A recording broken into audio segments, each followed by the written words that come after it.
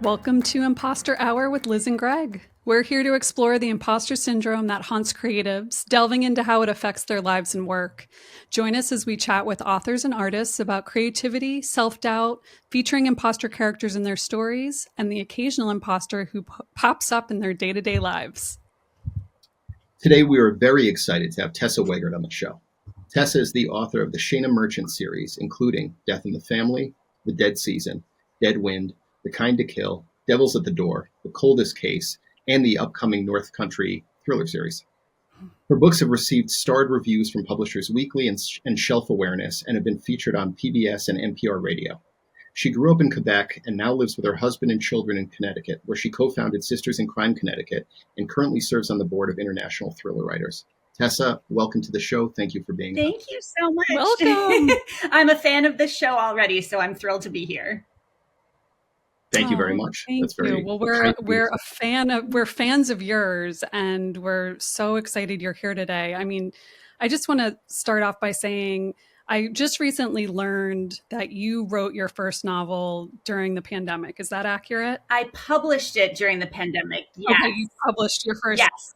But you've written quite a few books in a short period of time. Yeah, it's been a bit of a whirlwind, almost 5 years now at this point, I guess it is. Before I published Death in the Family, that book came out. That was my debut, and it came out in 2020, in early 2020, actually 3 weeks before the pandemic and everything shut down. So excellent timing on my part.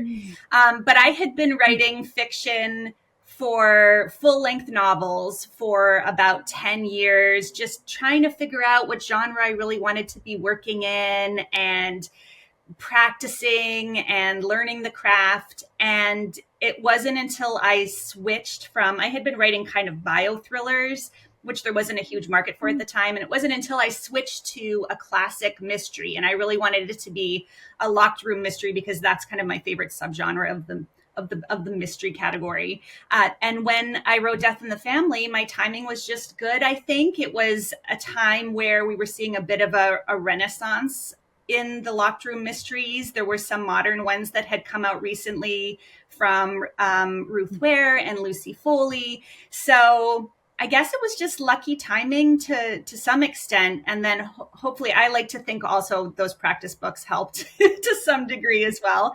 But yeah, so that first book came out in 2020 and now I'm publishing my sixth. We'll be releasing, very, very soon. That's The Coldest Case. Nice. Oh my gosh. And coming out Liz and I are familiar. We had our sophomore book came out during lockdown as well. Yeah. And sort of coming out, I mean, we understand, I think, what a sort of isolating experience that can be as an author.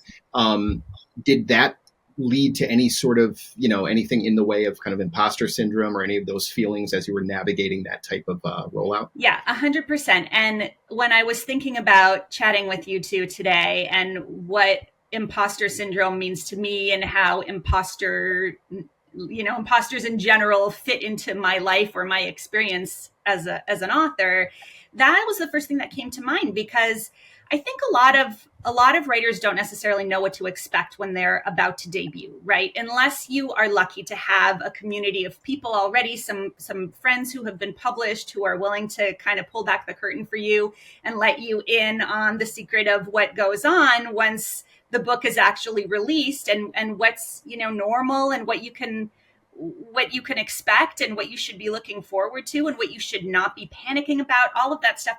I really didn't know too many people in the writing community at the time that the first book came out. So then when it came out and I had all these great events planned, and that was really the point at which I was hoping to meet other authors, especially in my area, and connect with readers face to face and try to get, I hoped that I would have some kind of sounding board, I guess. And, that FaceTime with authors and with readers and trying to get a sense of the reaction to the book and whether or not it was resonating with people. All of that I was looking forward to and didn't really get, because after my first and second small local events, everything, of course, closed down. So the next several months, the next couple of years, really, but for sure for the rest of 2020, I felt a little bit lost. And I definitely felt like an imposter, because the whole thing felt quite surreal. Honestly, it was like a fever dream or something where I would wake up in the morning and go, did this even happen? Is this book out there? Because I had not even, other than my one local bookstore, I had not seen it in a bookstore in person. And I didn't for months and months and months. So I think because of that experience, two things happened. One was I did have to struggle with imposter syndrome, and I did have to really make an effort to tell myself, just because this was the situation, obviously I was not alone in this. Many, many authors debuted during the pandemic or had sophomore books out during the pandemic and had to deal with a similar issue. But I did have to kind of like build myself up on a daily basis and convince myself that no, this is like, I am legitimate. It's actually out there. And even though people still don't know who I am because I haven't had a chance to really get out there in person too much yet, the book is there, and hopefully I just hoped that it would find its audience eventually, which I was fortunate that it did. And then the other piece of it was, I think I felt a sense of urgency after that to hurry up and publish as many books as I possibly could, because somehow, even though actually my first two books ended up publishing in 2020, because the second one was in good shape and pretty much ready, and so it was supposed to come out a full year later, but because of pandemic chaos and uncertainty, my publisher said, it's a series, let's just push up the date for that because we'll try to hook people on the series. So both books came out in 2020. And despite having worked as an aspiring novelist for 10 years almost, and then having two books come out, going from nothing to having these two books come out right away in the same year, I still felt like I need to do more. And that sense of urgency and that sense of constantly feeling like I'm chasing relevance has stuck with me this whole entire time, which has made me a bit of a workaholic, I would say. I always have, I think a lot of us are like this, but I always have multiple projects on the go and I'm always looking for new opportunities. And that's just, maybe that was going to be how it panned out anyway, but I definitely think that the timing of the debut had something to do with that. That contributed. Yeah. Sure.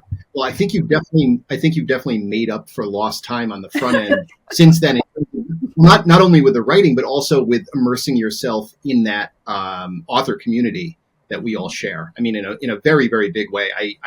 It would be hard to think of authors who are as kind of generous and giving with their time and their resources as you are with a lot of fellow authors, debuts, with maybe some smaller authors that you give like a little extra shine to. So I'm wondering, is that, having now been able to do that as the world's gotten a little bit more back to normal, has that helped to kind of help you feel a little more part of the collective, or part of that group? Yeah, thank you for saying that, Greg. That is such a lovely compliment, because that has been very important to me. Again, I think because of the timing of things and feeling very lost and alone for those first 18 months or whatever it was. I have made an effort to really find my local community of writers, do what I can to help them, even though the situation has changed for the better, and we're not, hopefully going to get back ever to a pandemic type of shutdown, lockdown situation again. There are so many challenges anyway involved with debuting. So if there's anything that I can do to lend my experience and knowledge at this point to someone who is about to debut or has just debuted and is struggling to figure out, what more they could do to help promote or make connections in the community with bookstores, whatever it is. So a couple of years ago, I, along with a good friend of mine who's a fellow thriller author, Elise Hart-Kipnis, who lives very nearby me in Connecticut, we both just happened to raise our hands to say, sure, Sisters in Crime was looking for someone to lead, to co-found and lead a Connecticut chapter. So we said, sure, we'll do it. We'll work on it together. And we did. We started up that chapter, and it has since grown to become one of the bigger chapters actually nationwide in terms of membership, which is amazing. And, we were able to work over the years with a number of local bookstores and libraries all over the state. Everyone is quite spread out. Connecticut is a pretty big state. So, but we were, the community itself, that chapter really has made me, it's been so satisfying and gratifying to watch people find their friendships and make connections that way. So yeah, it's been terrific. Having you talk about connections and community, I couldn't help but think about your series and the kind of feeling of connection within your characters. And you have some recurring, you have some secondary characters that pop up in later books, which I love. But the also connection to surroundings, like place is a character we've talked about a lot. And I think that really comes alive. And you set most or all of your books in the Thousand Islands region. I don't want to get that Yes, wrong, that's right. but there's a similar setting, and there's this, very much like the classic mysteries that you were alluding to. I'm thinking of Agatha Christie, where there's like a community. I'm thinking of Louise Penny. Like the community plays a big part Absolutely. in the crime, solving the crime, and of course, the suspects and witnesses and alibis and all that. Do you want to talk a little bit about how place factors into your process? Yeah, I would love to.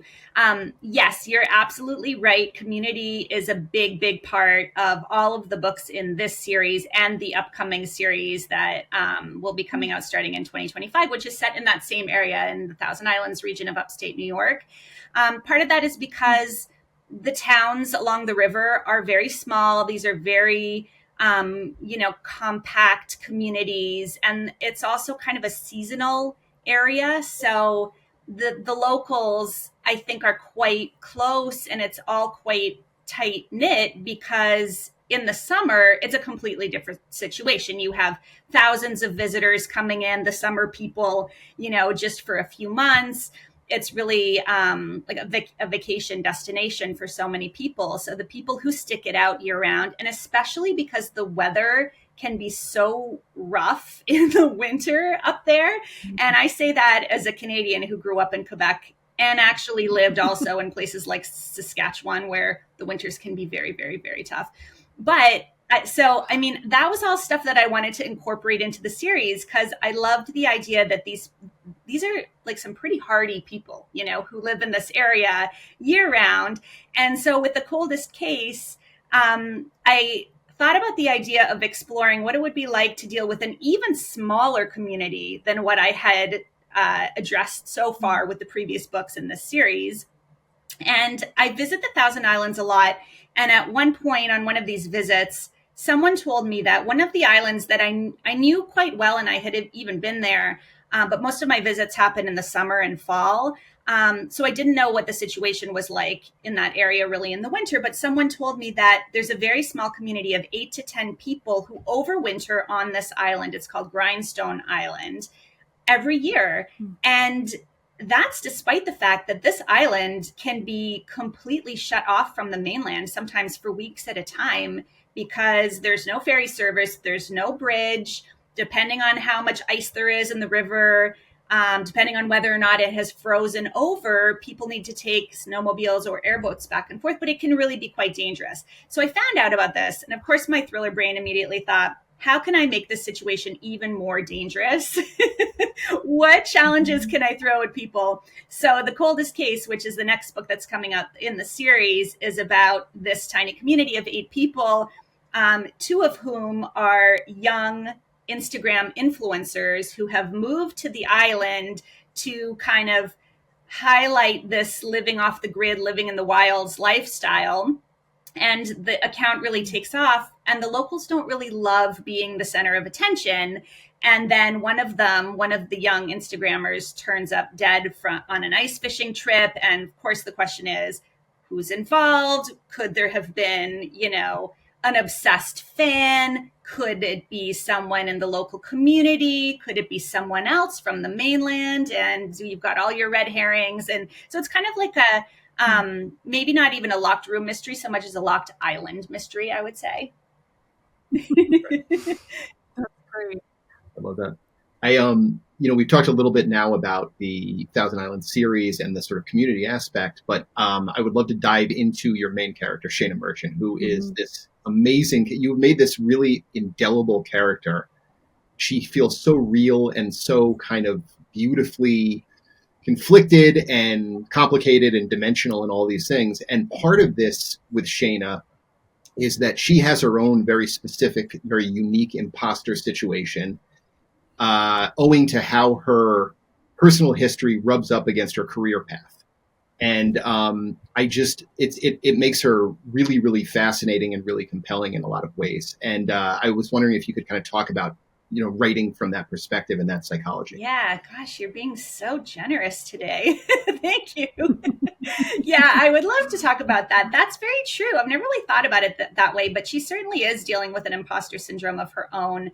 I don't think it's a spoiler to say that she has a blood tie to a notorious killer, but she's also a state police investigator, senior investigator. So, how does she reconcile that? How does she gain the community's trust when everyone eventually, as the series goes on, everyone learns about this connection, and then they start to question whether or not they can trust her, and whether or not something like that runs in the blood, that kind of family tie, what it means, whether or not she, if maybe there's like some confirmation bias going on in her investigations because of her personal experiences with this killer and her connection to him. And so, yeah, over the course of the series, she struggles a lot with that. And when I think about how she has evolved from one book to the next, I think the reason why she resonates with readers sometimes is because she is messy. She doesn't, I won't say often, she doesn't always get it right. Sometimes she gets it right, but Sure. she does bring a lot of her personal baggage to these investigations. And that was an intentional thing that I started really with the very first book. And I did want to explore the different dimensions of what it would be like to be a female investigator in a community like this. And then secondly, also someone who does have anxiety, personal trauma that they're dealing with, this really strange, connection with her relative who is notorious in his own right. And all of that, I think, contributed to her character becoming just kind of volatile in a way. Like, she makes rash decisions. She feels like she has this heavy burden that she has to kind of redeem herself just because she's connected by blood to this, this horrible person who does horrible things. All of that kind of psychological trauma and drama really guides her decisions as a character. And that's really fun to write. I mean, I don't think it's realistic to write a detective who gets it all right and has no major challenges in their path. And I mean, you want to see, as a reader, as a lifelong mystery and thriller reader, I always thought, if I ever do this, if I ever create a detective of my own, I want this person to be someone who I can be mad at sometimes. I might be like really infuriated by the decisions that she makes, but I also am rooting for her. And as the stories go on and as the mysteries unfold, she does get there in the end. And sometimes, and this is the part that's really fun to write, sometimes it's actually her personal experience and the difficulties that she's been through in her personal life that contribute to her ability to solve those mysteries, because she can really get inside people's heads. She understands the dynamics between people. She can read people really, really well because she's kind of had to all her life. Right. Yeah, that's one of the things I love about her character is she definitely comes across as empathic and complex. And there's, I think always that balance beam in crime writing and thriller writing, the thin line between the law enforcement and the criminals, and how one could kind of step over on the other side, easily in some respects. And so giving her the kind of lineage of like sociopathy is really cool, and what you do with that in the course of the series. But if I have this right, I think I've heard you talk about you didn't set out to write this as a series, yet here you are 5-6 books later. How did that come about? That is true. Yeah, and sometimes I do think about, gosh, like what a missed opportunity it would have been for it to just be one book as a standalone, because it turned out there was so much about this character that I could build on and unravel over the course of the series. But yeah, I did write Death in the Family originally as a standalone. I wrote it very intentionally as a ode to Agatha Christie's And Then There Were None. And like I mentioned, Locked Room Mysteries, I just have a bit of an obsession with them. So I wanted to, it was a personal challenge really at the beginning to see if I could do it and pull it off. And then this character evolved from that experience. And yeah, it was my acquiring editor who said, hey, do you think you would ever be able to turn this character into a series character? Because you do have this backstory that you touch on in the first book. And the backstory originally, the way I wrote it, was going to be a little open-ended by the time you got to the end of Death in the Family. When it became the first book in the series, I just rewrote the ending, and the ending of that book became the beginning of the second book in the series, The Dead Season. And so then I was able to kind of draw out the backstory and build on it and enhance it and take Shayna back to her hometown, where a lot of the origins of her relationship with this relative that I alluded to, and also her own personal history, that all played out there in Vermont. And so over the course of the series, it's been really fun from one book to the next to see what else how I can put her through her paces with a new mystery. And then also, what else don't I already know about her that I could potentially explore? That's interesting. Yeah, there's one of the things that I really appreciate about the series that I think makes it enjoyable and helps it kind of be propulsive is that with each book you're doing a little bit. You mentioned earlier that the Death in the Family was sort of an homage to the Locked Room Mystery, but over the course of these 6 books, you've now touched on, you've done Locked Room, you've done an eco thriller in there, you have the serial killer storylines. I mean, you've got police procedural stuff in there, kind of trust no one suspense.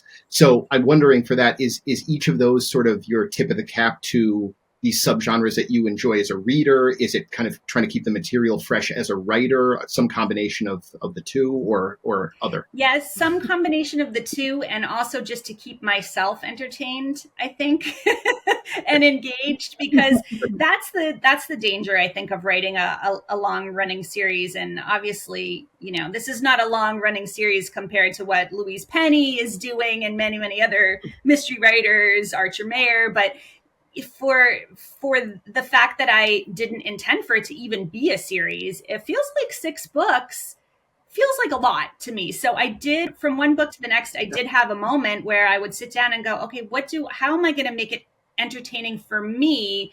And also, what can I do to make it different for the reader? Because I think the key to a series that does feel like it has momentum, that does draw readers back from one book to the next, is you want to bring back some of the characters that the reader knows and loves, but it has to be fresh somehow too, right? I mean, what I love about reading a series is a combination of the familiarity of the setting and the characters and some of that backstory that you already know, and feeling like you can hit the ground running when you open that new book in the series. But also, I always want to see, what is the author going to do this time that's different, right? So I did try. Some of it too was, I think, guided by the idea that I had for each individual story. And honestly, all of that comes back to setting. It all always starts with the setting. I go up there, I do a bunch of research trips, I look around, I try to think of the most atmospheric, cinematic crime scene that I could possibly create, and that's how it. And then I just worked backwards from there. Okay, well, how did this body get to the base of this wind turbine on this Canadian, remote Canadian island? And then I just figure it out from there. So some of the subgenre aspect of it and which direction I take the books in does have to do with just yeah, what the concept, what the overall concept was for the book, and what kind of angle lent itself best to tell that story. For that particular story, right? And then it sounds like with Shayna, you're saying that you're kind of almost discovering her in real time as you're writing her as well. For sure. From the Oh sounds of yeah, it. there's a lot of stuff that That's really, I didn't know about her. There's a lot of stuff I still don't know yeah. about her. But the cool thing is, so the Coldest Case is the last in the Shayna Merchant series for now. I won't say forever, but for now. But this new series that will be starting in 2025, which we're calling the North Country novels, is written through, it's from multiple points of view of characters that made an appearance in the Shayna books, but new characters as well. And it's not Shayna's story anymore, but she's still present because those books are going to be set still in that same community within which she works. So you'll still get to see Shayna in those books too, and I'm excited about that, approaching things through that very different lens, because so far we've been very much in Shayna's head. Now you're going to get to see who she is and what she's like from other people's point of view, which should be really fun. I'm sure she'll surprise me in many ways. And there's all these other characters that you get to discover fresh now as Yeah, well, or like build exactly. Yeah, Right. a lot of secondary characters that I have always wondered about and wanted to dig more into their backstories and never really had enough of an opportunity, that now I'll be able to write from their point of view. It's cool. There's a thing that's coming to mind as you're saying this. There's a quote I remember from years ago from Lee Child talking about the Jack Reacher series, and he says one of the things I always liked about Reacher were the things that he didn't tell me. Ooh, I like that. Which I really, that's always stuck with me as like a great way to get into character. Yeah. From a writing. For sure. Yeah. And also what I love about that is it's a great opportunity for the reader to fill in the blanks for themselves, right? To like bring some of their personal experience to the character and Right. make their own assumptions or conclusions. Yeah. Right. And it also speaks to the way in which, at least in my experience, and it sounds like both of yours, the characters really start to talk to you, inform you, lead you in the story, when you might think, oh, this is just something that I've thought up and I have total control, godlike control over these characters. Not And so then, much. when you really get into the flow, there have been times where Greg and I have been working on a character or a story where something will go in a direction I didn't expect, and it makes it all the more exciting. It, you talked about keeping yourself entertained. That's what I was thinking about when you really get in that like groove and it starts to happen. But just going back to, again, like community, you've chosen a place that really exists. You've written numerous books. What do the people who actually live there think about you using their, community as a backdrop and around murder? Yeah. No less. Yeah. I will not lie. Every time I go back there for a book signing or event, and I do a lot of those, especially in the summer months, I do always kind of half expect someone to go, hey, you really got to stop writing these these horrible crimes set in our small town, please. I did have a guy say to me once early on, like maybe only the second book was out so far, and he said, listen, I haven't read your books, but here's what I'm going to tell you. He showed up at a book signing. He goes, listen, I don't think any of us, he says, like blanket statement. He was alone at the book signing. He goes, I don't think any of us want a bunch of Hollywood types coming in here and filming movies for all your books here. And then like my line at the coffee shop is going to be twice as long. And honestly, it was like both so touching. And I also kind of had to laugh because I was thinking, listen, sir, from your lips to God's ears, first of all. And then also I'm thinking, I don't know, that sounds like a pretty good problem to have. I'm sure the local businesses would love for someone to come up here and make a series, right? Or film a bunch of movies here. That would actually sounds pretty terrific for the local community and the economy. But it hasn't happened yet. We'll see. I'm crossing my fingers that one of these days it will. But yeah, I do. It's fun. It's definitely really fun because it's gotten to the point now where in that area, like really all the way up into Canada too, across the border into Ontario, people know about the books. So sometimes I'll do an interview and somebody will say, yeah, I had the ARC with me at the dentist's office, and a stranger came up to me and said, where did you get that? That book's not out yet. That one's not out yet. How did you get this?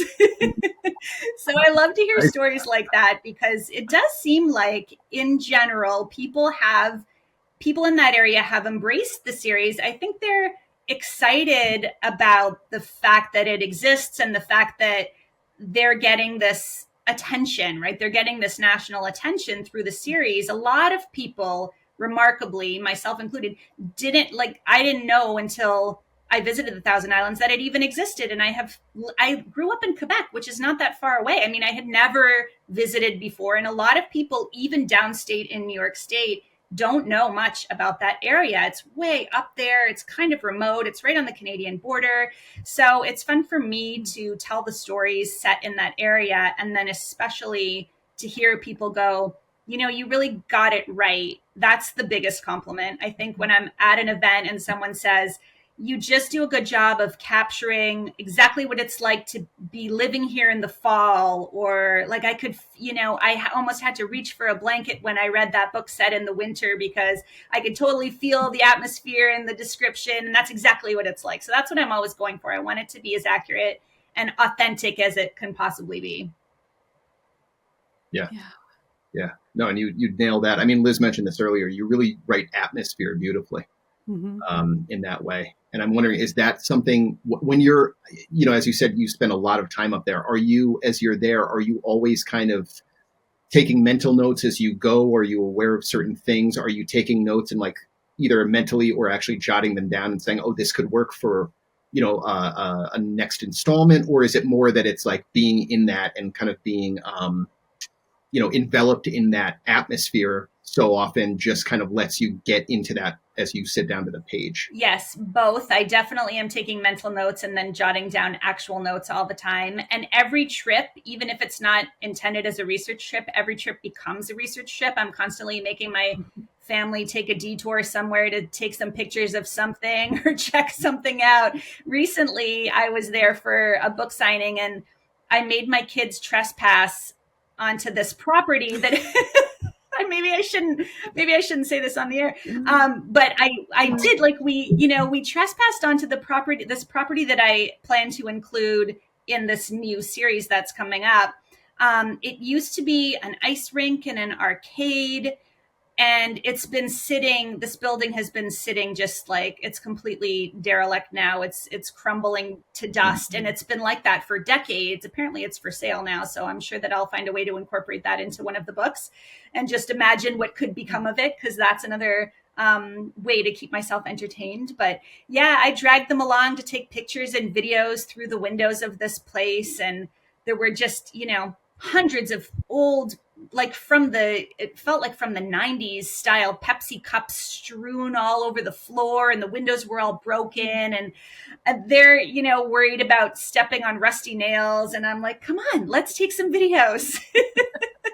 Like, excellent momming there on my part, but Amazing, Mommy. There's probably a way that you could get them school credit for this in some sense, right? I love that idea. Yeah. I mean, I've tried to convince both of them at different stages to help me to be my social media manager or something like that. And I've even bribed them and offered to pay them. And surprisingly, maybe because I'm a control freak and they know it, neither one of them took the bait.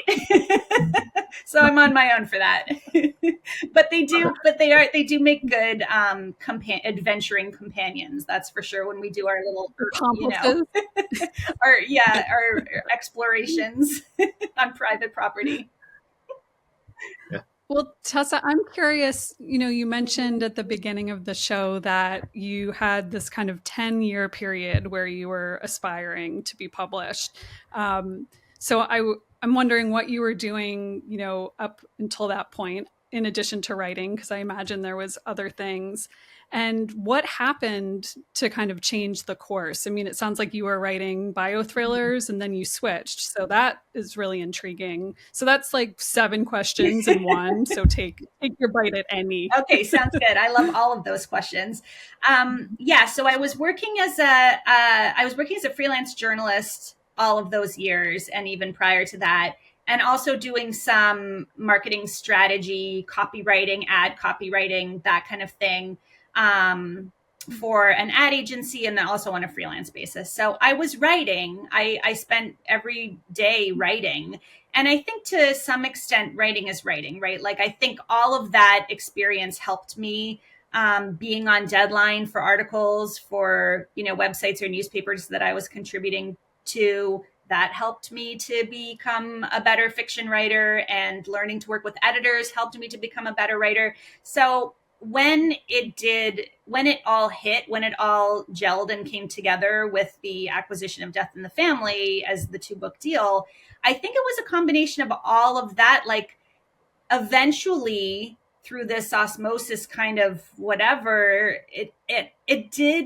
I did reach a point where I felt more confident in myself and in my abilities. And I think also just I was just better at writing, and I had worked on all of these practice books, and I felt like I knew how to tell a story at that point. I really spent a lot of time studying craft, especially structure for mysteries and thrillers, which, you both know can be so specific. And also, it's like there are rules you need to follow, but you also need to keep people on their toes, and you need to incorporate twists or reveals in some way that makes these books, both familiar in terms of the format and structure, but also feel exciting and new and fresh enough that someone will pick them up and then also carry through all the way till the last page, right? So I think it was a combination of all of those things. And then what was the move from writing one kind of thriller to another? Well, that was just about those other books weren't selling, and people were interested in the concept. And then time and time again, the rejection would always be, but I don't know how to market this book. We don't have a place for this book. And I understand now. At the time, I was pretty devastated because I was really passionate about all of those projects, of course. But now I get it. There's just, these things tend to be quite cyclical, I think, genres and subgenres. And so I'm hoping that one of these days it'll come back around. But the books that I was writing, you just didn't see books like that on the shelves much at all. And I think it was too hard of a sell for publishers. So, but again, I'm hopeful that maybe someday I can turn one of them into something. And even if that doesn't happen, they were my practice books, and I would not be able to write any of these books in this series or the next series had I not had that experience. And also had I not gone back to revise those books so many times. That the first book I ever wrote, I think I revised 5 times, maybe over the course of 4 or 5 years, based on feedback from my agent, based on feedback from editors. And I think it in the end just came down to the subject matter and the genre. There was no place for it at the time. But what a great experience for me. Maybe I didn't feel that way in the moment, but now thinking back, I'm so grateful that I had that opportunity to do that, because that really taught me so much about how to edit, how to, do difficult things with a plot, like really take it all apart and piece it all back together in a new, fresh way that still makes sense. And the countless hours that I spent working on those books, I really think of that as a gift now. Yeah. Well, you obviously got your fundamentals down as you are 6 books in and about to jump in, as you mentioned earlier, into a second series, into the North Country series. I'm wondering for your existing fans who are tuning in and listening now, who maybe have some favorite secondary characters in the Shayna books. I don't know how much you can talk about this. I know it's very early on, but do you kind of do you have it sort of mapped out in terms of which characters you're going to highlight in kind of in what order, or who you're going to kind of showcase a bit more? Do you have a sense of that, or is that something that's going to build organically as you go in much the way the Shayna series did? Yes, for sure. For the first book in that series, I have a sense of it. So you're going to get to spend a lot of time with Tim Wellington, who is, of course, Shayna's partner, who we learn a lot about him and get to know him pretty well in the Shayna books. But this is a whole new perspective on his personality and his approach to his work and his romantic relationships and all aspects of his life. So that's that Tim plays a really big part. And then the other major character who you'll spend a lot of time with in this first book in the series is Sheriff Maureen McIntyre, Mac. She goes by Mac, which is cool too, because turns out Mac has a sister, and the sister, who I never mentioned in any of the Shayna books, but turns out Mac has a sister, and the sister is going to be a major character in this book as well. So yeah, it's really fun to see, a different side of these characters that at this point I've spent so many years with, especially those two, because they both are major characters in every one of the books. They play a really big role, every one of the books to date. Yeah. And so to be able to dig deeper into their lives and their backstories, and again, like, the surprising yourself is really fun. It's like you said, Liz, about they just take sometimes characters just take you in a completely different direction. And I always I kind of live for that moment as a writer, honestly, because that's the point at which I feel like the character is fleshed out enough that if they're taking the reins and you're just kind of along for the ride, that is a really good sign that you've created a very richly drawn character, which I think is the goal for all of us, right? Yeah. Well, Tessa, it's just occurring to me, you're the second fiction writer we've had on the show who has a journalism background. We had Fiona Davis on earlier in the season, and we talked a bit about kind of the responsibility or maybe the self-imposed pressure to maintain realism, hyper-realism, keep it very factually based. And you are actually writing about places that do exist. So I imagine that's important to you. Are there other aspects of having been a journalist leading up to you publishing your novels that you feel like has really informed how you approach whether it's structure, plot, characters, etc.? Yeah. Fiona's episode was so fantastic, by the way. Excellent job all around. Yeah, I think the biggest thing is the research aspect of it, because I write books that have a strong police procedural aspect to them. I wouldn't say they're exclusively police procedurals. Like Greg mentioned, there are elements of many other subgenres in each of the books, but there is an investigation that is central to each of the stories and each of the plots. And I don't have a background in law enforcement. So that's the biggest piece of it, is using the skills that I learned as a journalist, interviewing, researching, finding just the right person as a source, convincing them to let me interview them. All of that comes in very handy, because I need to know how an investigation like this would play out. And especially because I'm dealing with a very remote area, investigations and even just the structure and the kind of hierarchy of different police, law enforcement agencies and different police departments, it can vary so much from one town to the next.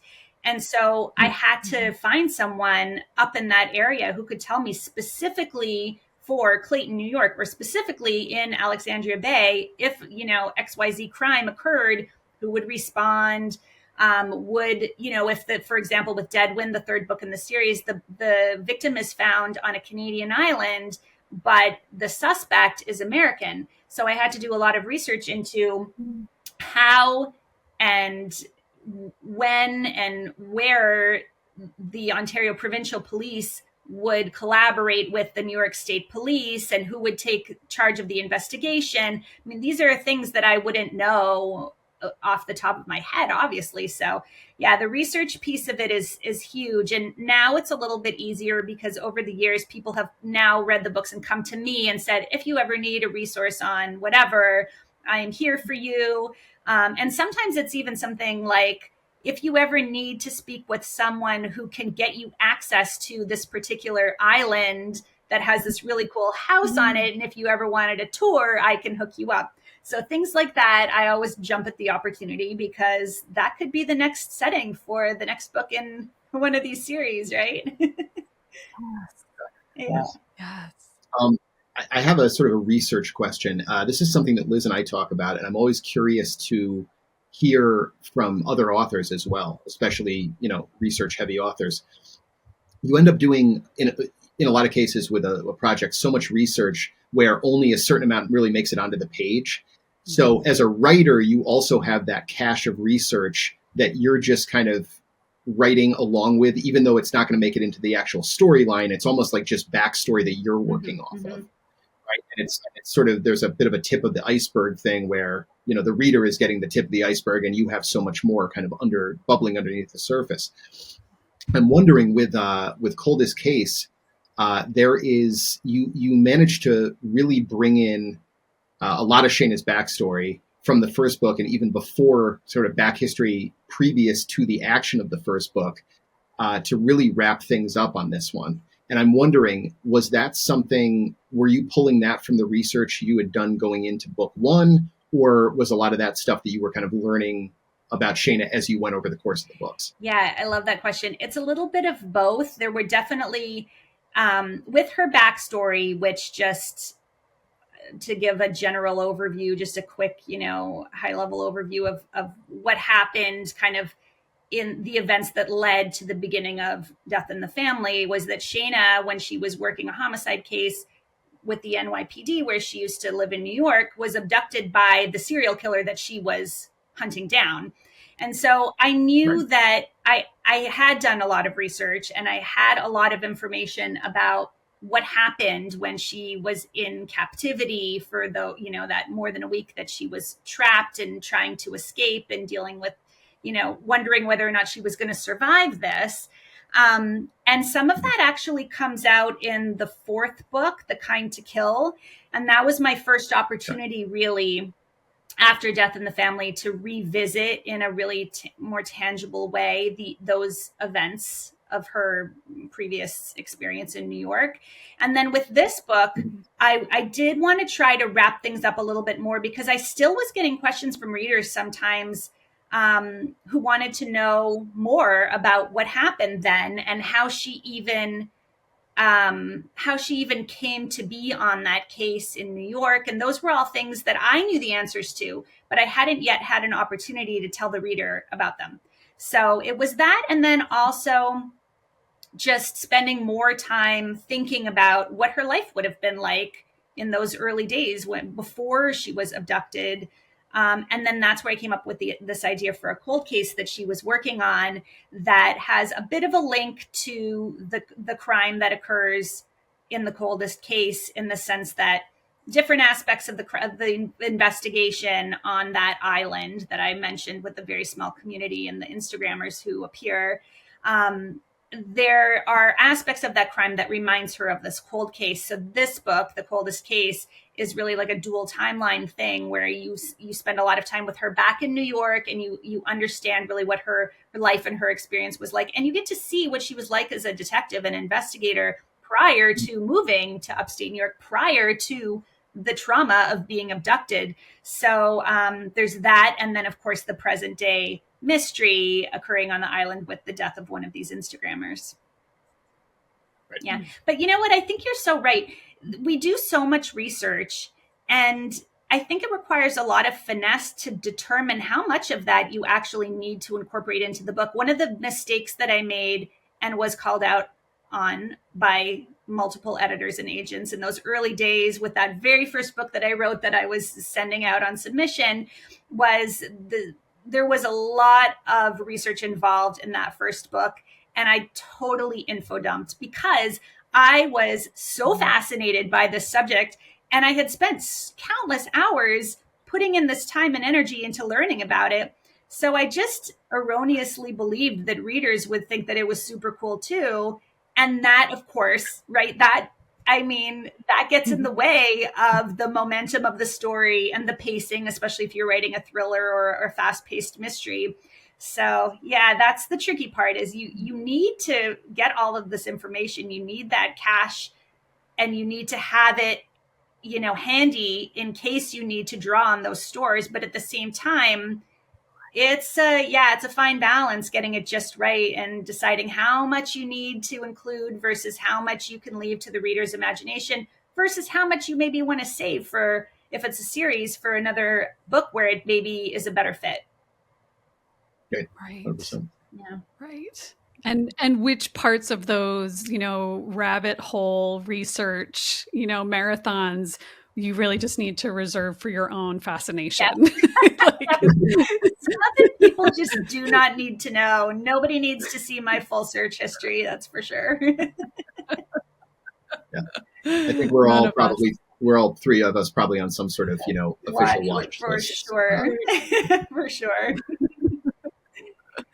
Well, Tessa, one of the things that we love to talk about is the experience of writing with other people. And I know you probably can't go into it too much, but I heard a rumor that you might be doing like a group writing or a multi-author writing project. So without giving too much away, I'm curious, because you've written in isolation many books now, is this true? And if so, what's that experience been like? Yes, that is true. The rumor is true.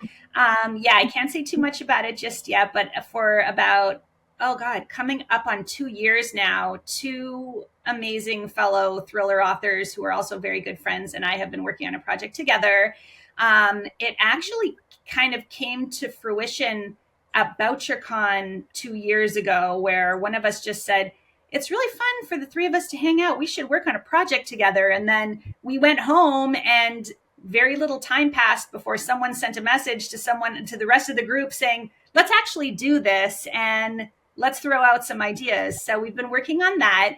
We're actually done and it's in the late revision stages now and kind of about to go out on submission. So that hopefully will come to become, something that I'll be able to talk more about, something that readers will be able to check out at some point soon. But yeah, that was a very interesting experience. And when we talk about it, what we all, I think, love most about it is that it feels like just a kind of compartmentalized writing exercise. The experience was so different from the way that we all approach our everyday writing, because we would meet on Zoom. We meet on Zoom every week, every Wednesday night. And prior to that, somebody whoever's turn it is writes a chapter, and then we all kind of read the chapter and assess. So I know with the two of you that you have in the past alternated chapters and tackled different characters, right? And then, so that's a little bit what we're doing too. And we each have a character and we each take a turn writing a chapter. And that's really fun because it's not like anything that I'm thinking about over, the entire week, the way that I do with whatever other work in progress I have going on. It's more like I set aside some time to sit down and revisit this project and these characters. And usually the chapter, it just gets spit out so quickly. And some of it too is it's a mystery and a thriller, but it's a bit tongue-in-cheek and kind of humorous, which is very different from the other stuff that I do. So it felt like, it has always felt for this last 2 years, like such a departure, but also such a treat to just step aside from the rest of the writing and the dark topics that, rabbit holes that I go down, and work on this lighter project and bang out a chapter. And then to have someone to bring it all back to the beginning of our conversation as a sounding board, like someone who you can look at their face. And I know this is how you guys do it too. And I think it's brilliant because to work alone can be very challenging, and you could really get in your head and you really can get imposter syndrome and wonder if what you've produced for the day is absolute trash or if there's anything there worth saving, right? And so to have the opportunity to work in collaboration with someone and have them read the words, even if they're still, a little sloppy and need to be edited, just to have someone say, hey, this is great. I think you're totally on the right track.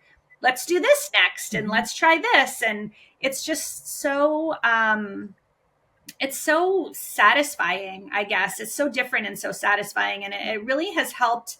I think it has helped me become a better writer too, because I tend to be in general a bit more of a slower thoughtful writer. Like I won't say I can't because I do it with this project, but I have a hard time breezing through getting a lot of words down on the page because I edit as I go. I think from those days as a journalist, I'm used to having to like be on these tight deadlines and edit as I go. And so I have a hard time moving on from one chapter to the next or one section to the next if I know there are spelling mistakes, if I know it could be better. So I keep going back. And so my progress overall tends to be relatively slow. But with this project, because I only had a week to write this chapter on top of everything else that was going on. And then I knew that someone was going to be there to, give me feedback. It's just, it's been a really good experience. And is that what you both feel now too, after all this time, that you still are really enjoying having someone to collaborate with and bounce ideas off of and give you, some guidance if needed? Yeah. I mean, Greg is a huge pain in the ass, but I just keep going somehow. No, I mean, I was just actually thinking about, and everything you were saying, it reminded me a lot of when we had a conversation with Vanessa Lilly about how important it's been for her to like find the joy in the process of writing.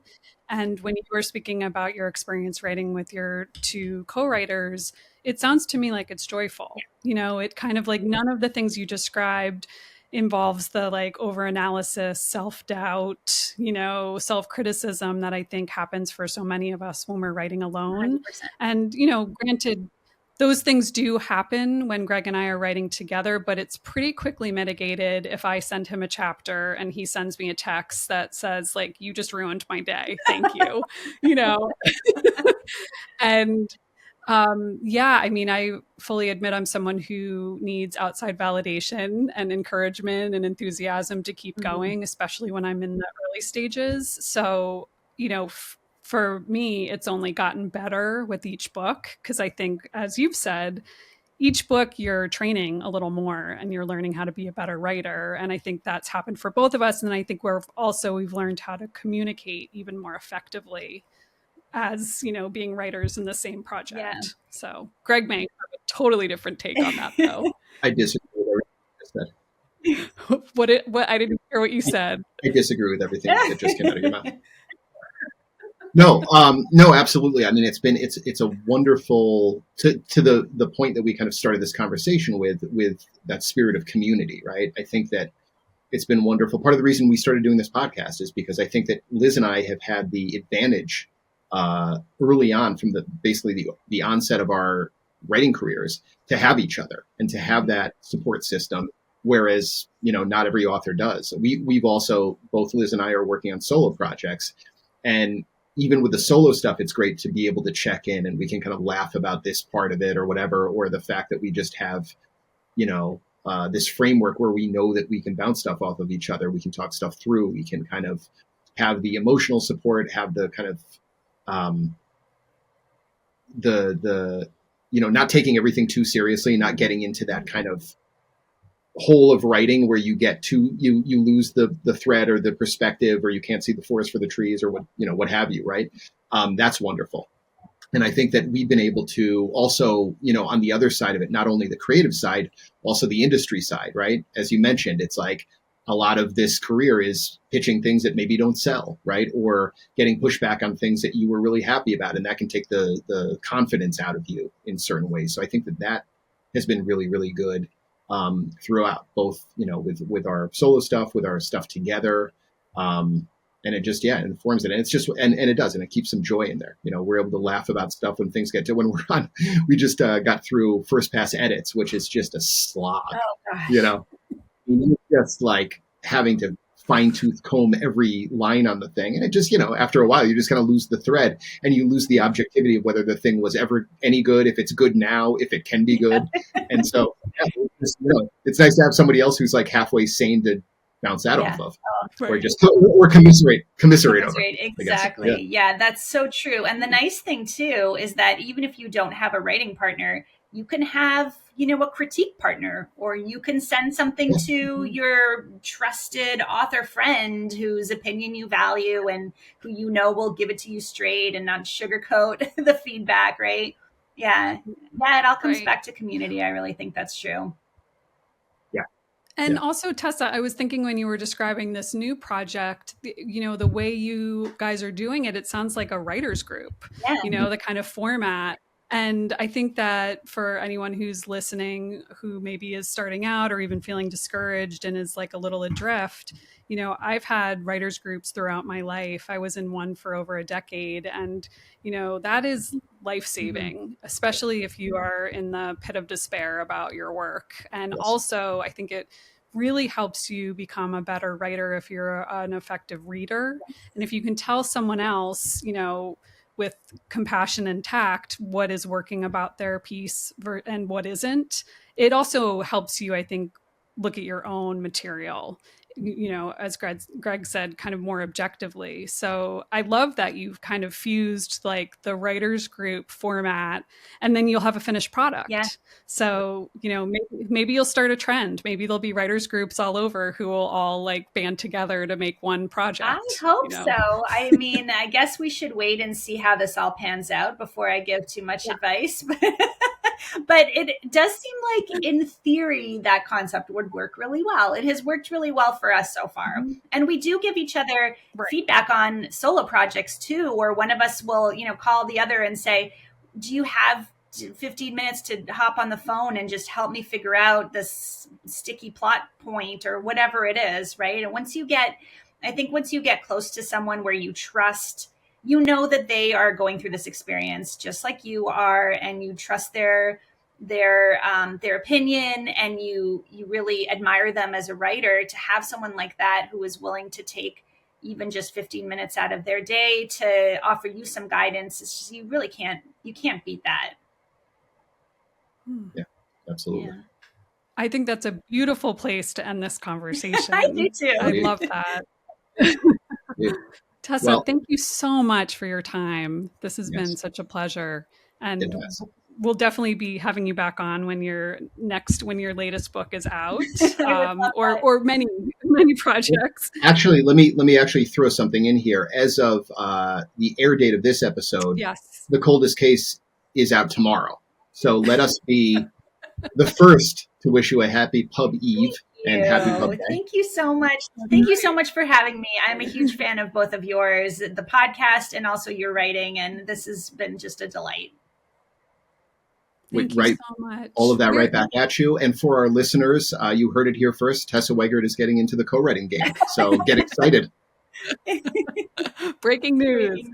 Tessa, where can listeners find you if they aren't already connected to you? Oh, I'm my website is just tessawegert.com. My Instagram is just Tessa Wegert, and then on Facebook it's Tessa Wegert Books. Great. Beautiful. All right. Well, thank you so much again for being here. Imposter Hour with Liz and Greg is created and hosted by us, Elizabeth Keenan and Greg Wands. The show is produced and edited by Bookwild Collective founder Kate Herget. Scott Leeds composed our original theme music, and Steve Lewin designed our logo. And you can find us on Instagram at Imposter Hour Podcast and online at imposterhour.com. Thanks so much for listening. Until next time.